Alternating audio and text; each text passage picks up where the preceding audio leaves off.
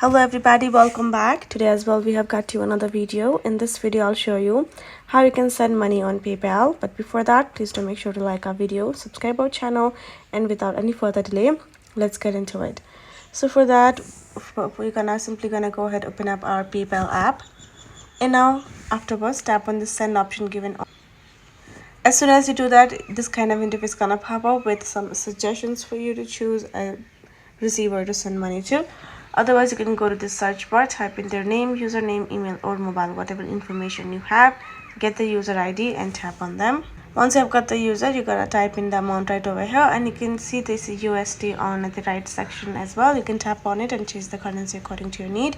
And once you're done, tap on this next. Then afterwards, you're gonna find this kind of review. You can see Bank of America, which is your bank connected with your PayPal to send money from. And you can see friends and family. You can tap on that and simply change it accordingly as well. Then afterwards, simply review again, tap on send, and you're good to go. Your money will be sent to that person, and that is it. So that is how you can simply do it. Hope this video was helpful to you all. Thank you so much for watching, and I'll see you guys in our next video.